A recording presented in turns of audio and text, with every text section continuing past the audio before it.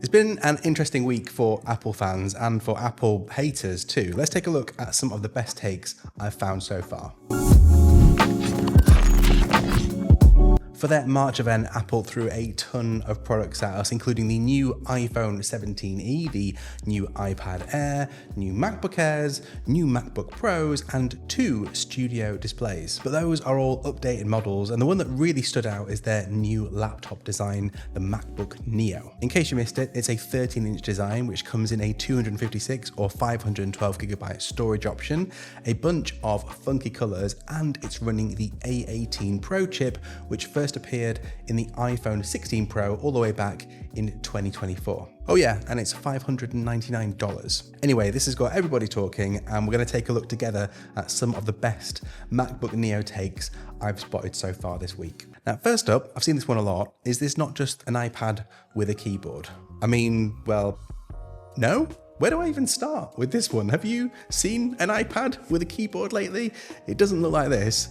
It runs a completely different operating system and you can't draw on it for a start. Now, I think I get the sentiment here. This is a pretty basic device that's running a very underpowered chip, but then it is $599. I'm going to keep coming back to that point. Oh, by the way, curiosity did get the better of me, and I have ordered a MacBook Neo, and I'm going to be putting it through its paces very soon. Make sure you're subscribed if you want to see me stack it up against an iPad and see exactly how and why they're different. Okay, next up, what have we got in here? Colors sell this thing. If it was in black and silver, it wouldn't sell.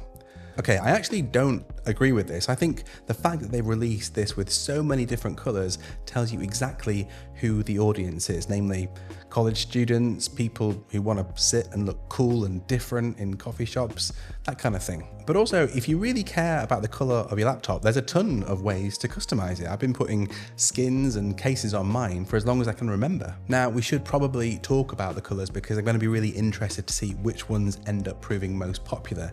I think it's interesting because the iMac was literally right there, and a lot of people would love to have had a laptop in those exact colors. Anyway, what we do get is a silver, of course, then there's blush, which is a kind of pink, indigo, which to me looks the best, especially considering each one has this color match keyboard, and then there's the green. And this is a very specific shade of green. In fact, I'm pretty sure it's the exact shade of green I went after I went down this theme park ride last year. And yes, that was me screaming. Sorry about that. Anyway, that green is giving me PTSD from that ride, so it's a no from me. Now, next up. Now I didn't actually notice this one. Those cheeky Apple marketing folk have made the Windows logo out of little MacBook Neos. I mean, aside from throwing a bit of harmless shade, I do think at this price point, this is going to be a really tempting thing for non-Apple Mac users to try out. I think this can definitely be someone's first Mac, and if you're in the market for a netbook type of device, I reckon this is going to gobble up a lot of that market.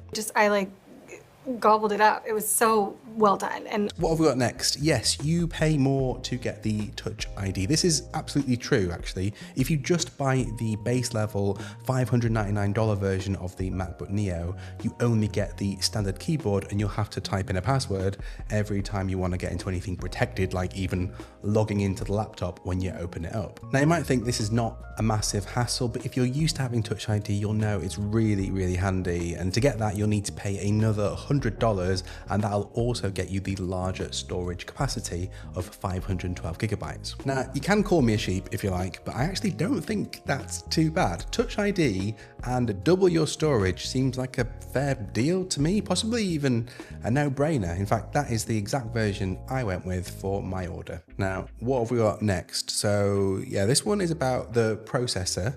People will be surprised by what they can do with an iPhone processor. Now, this is a really interesting one to me because I am one of those iPad users that have been banging the drum that it would be really good to have a full Mac OS running on something like an iPad Pro. I mean, they're obviously capable. The latest iPads have got chips in that are already powering MacBook Airs and MacBook Pros, but we still get iPad OS, which is fine, but it just isn't as good as Mac OS. Fight me in the comments on that one if you disagree, but it just isn't. So now Apple have released a new device that runs Mac OS, but is powered by an iPhone chip, and an old one at that. And I'm sorry, Tim, but that kind of makes me feel like I'm being trolled here, not gonna lie. I'm actually feeling more trolled than that time Apple promised us Apple Intelligence, which, let me just check my notes, is yes, still less useful than an ejector seat on a helicopter.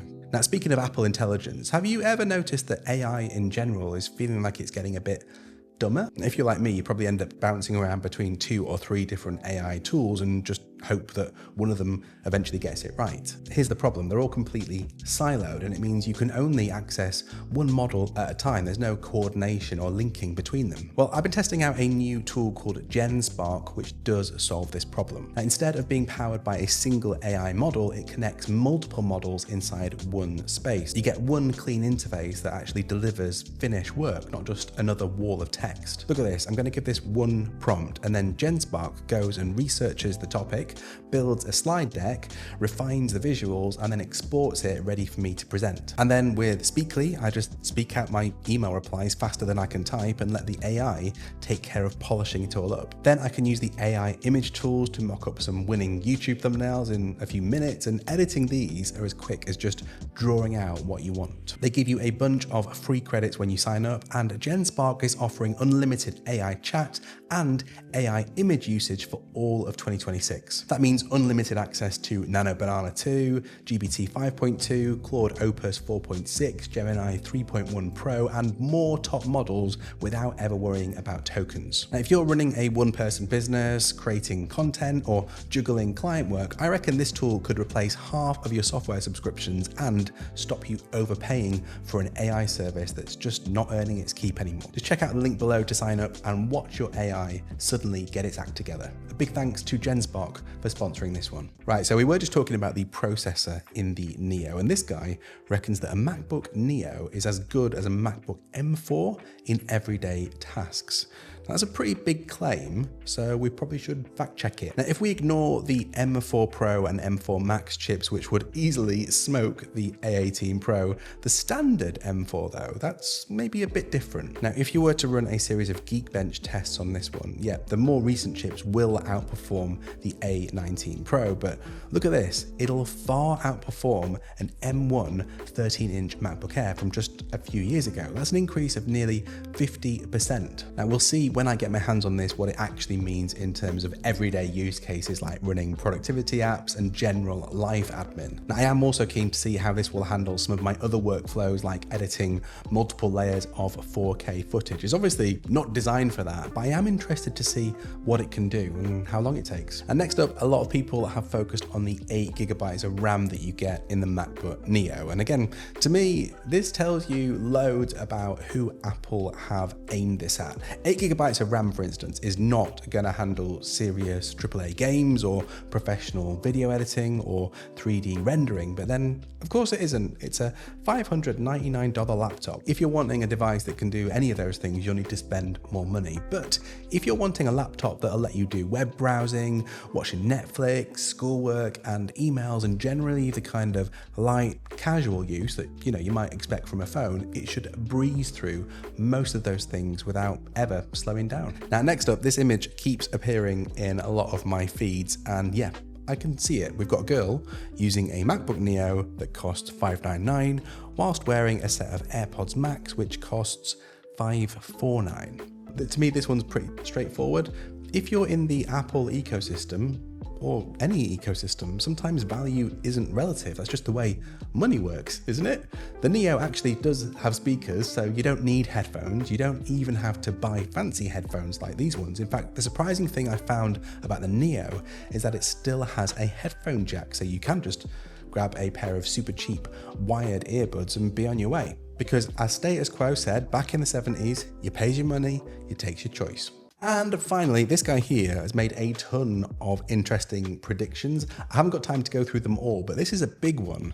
It will be the best-selling computing device of all time. And that is a really big prediction. Now, according to my research, that means it'll need to sell more than a Lenovo ThinkPad, which has over 200 million units sold. And that's probably because it's just standard issue in a lot of businesses. Now, I'm not really sure if the MacBook Neo is really marketed as a business device in that way, but you know, I guess we'll see. Okay folks, let me know your thoughts on some of these takes, and for those of you who have also pre-ordered a MacBook Neo, what are you hoping to use it for? I'd really love to hear from you. Meanwhile, if you like this one, check out this video over there, which the YouTube robots have handpicked just for you. See you next time.